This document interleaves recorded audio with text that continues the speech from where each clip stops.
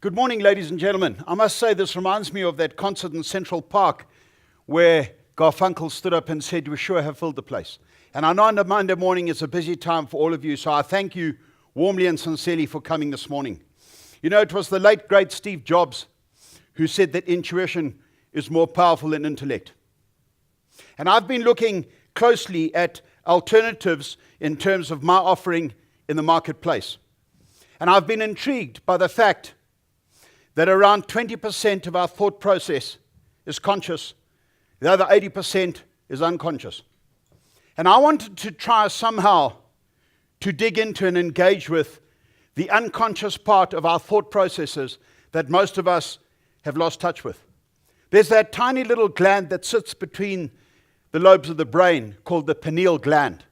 It gets its name from the fact that it looks a lot like a pine cone. It determines far more of our performance, our behavior, and our thought processes than most of us will ever be aware. And I'm intrigued that that man, Stephanus Johannes Paulus Creer, in the mid-1890s, decided that if hunting continued the way it was in this country, we would end up with no game left at all. And they decided to proclaim what was then known as the Sabi Game Reserve in the center of what is today the Kruger National Park.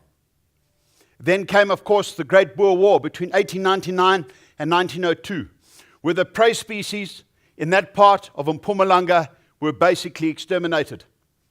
And Kruger employed a remarkable man called Major Stevenson Hamilton to be warden of that park. And one of the first rangers involved in the protection of wildlife in that area was a remarkable man called Harry Voliter. Harry Voliter was as tough as they come. He was a man who used to run patrols with his policemen and donkeys carrying the supplies. Every night they'd have to cut thorn bushes and build a protective barricade to protect the animals from the onslaught of lion and leopard.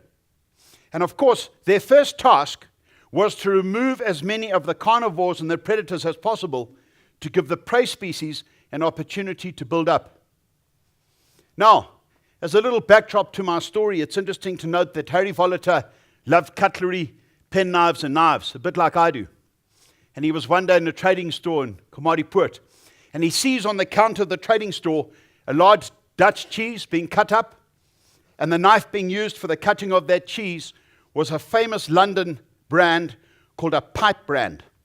Now, a pipe brand knife at the time was considered to be one of the Rolls Royces of penknives. He had a knife that, to all intents and purposes, looked pretty much identical. And he figured that as a game ranger, he'd have more use for the pipe brand than his somewhat cheap imitation. And he swapped the knives. Do you know that that pipe brand knife never used to sit securely and tight in the sheath? And on a number of occasions when he was knocked from his horse, the knife would fly from the sheath. Now I want you to imagine the scene, Johan. He's on a patrol, gets to a waterhole in 1903. The waterhole is dry. They haven't drunk since the previous day, man and beast. They now decide to move on to the next waterhole, which is 12 miles, 20 kilometers away. Voliter's going to go ahead on his horse. His policemen are going to follow behind. One dog, his bitch called Fly, stays with the policeman. His dog, Bull, accompanies him. He's ridden that route often during the Boer War, part of Steineker's horse. Never found lions in the area. The area is burnt out, leaving patches of low thornfelt and high hyperrhenia or thatch grass. He rides on. It's now dark. Two forms leap up in the grass. He assumes they are reedbuck and are going to depart quickly from the scene. He realizes immediately that they are lions, and they are going for his horse. Well, he turns his horse and tries to spur the horse to get away from the lions. Of course, the distance is too small, the time is too limited, and the first lion leaps onto the hindquarters of his horse. His horse is bucking and rearing to such a degree that Voliter is unsaddled and lands on the second lion, which has gone around to grab the horse by the neck. That lion promptly grabs him by the right shoulder and begins to drag him away, and he can hear his horse running off with the second lion in pursuit and Bull chasing that lion.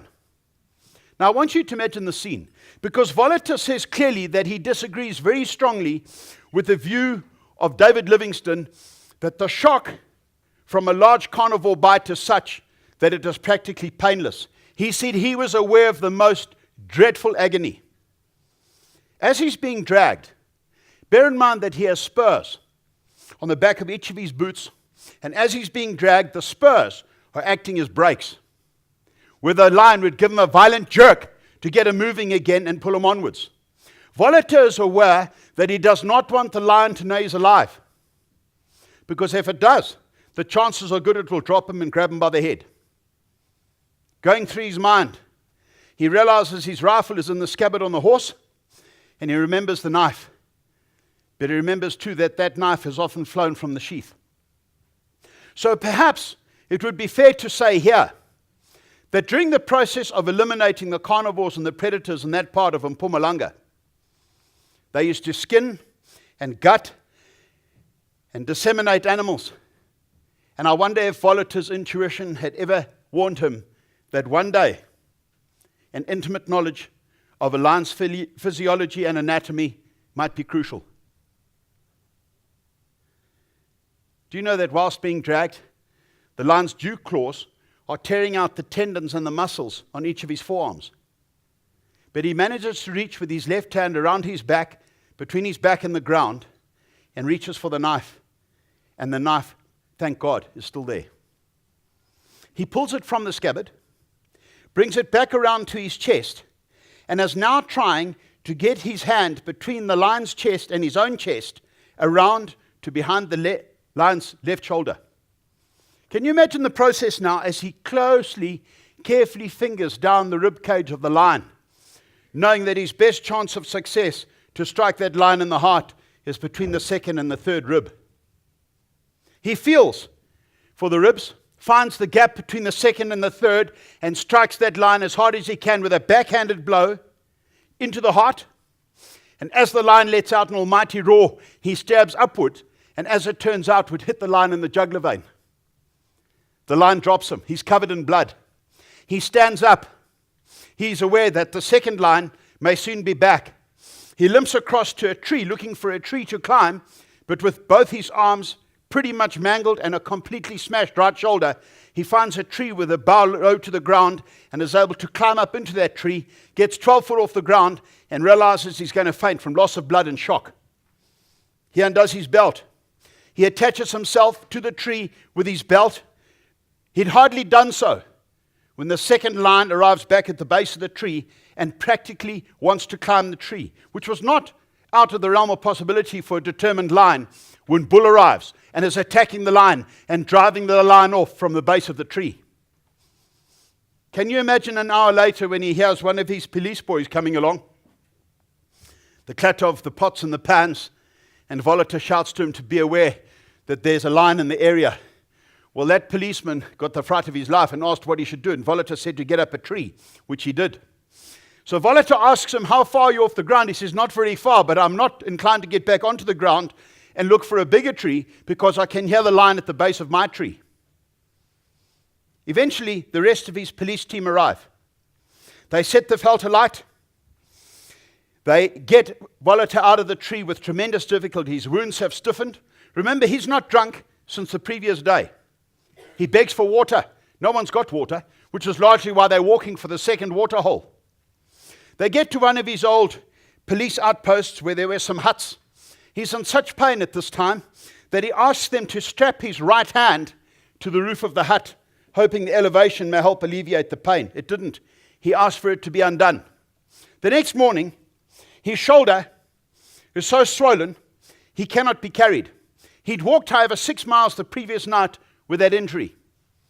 They enlist some local help and they make a machilla, which is 2 poles with a blanket in between on which to carry a man. His shoulder is smelling so bad he has to turn his head the other way. His horse's wounds, they've recovered the horse, they've treated with salt. He said later he wished that he'd done likewise with his own wounds to prevent the septicemia. Well, he was eventually transferred to the hospital in Komatipoort. He moves from there on to Barberton, where he was given every care, but at one time they thought that Harry Volater was going to die. Do you know they saved his arm? And his shoulder well enough that he could lift his arm high enough to still fire a rifle. Isn't it wonderful to consider that some years later he visits London and goes to the makers of the pipe brand knife and tells this rather incredulous young man of the quality of the knives. He said, "I once killed a lion with such a knife." At which point this young Londoner was completely incredulous. And he replies, "They are good knives. You can kill sheep with these knives." Well, the owner of Pipe Brand eventually sent Harry Volater a beautiful knife with all the little appendages, a bit like a Swiss Army knife, which at that time was in its infancy. But the point I'm trying to make here is manifold. And I think that there are times in our lives where that inner voice indicates that you need to take heed for whatever reason that you're unaware of, that is going to stand you in very good stead in time to come. This story about Harry Volater and the life, the belt, the skin with the wounds, is in the museum as Kokoza. It's part of South African folklore. Most South Africans know nothing about it. I grew up raised on these stories. I love the outdoors. I love wildlife. I love these great South African stories. But there is a voice within us all that does not use words. Listen. Thank you all very much.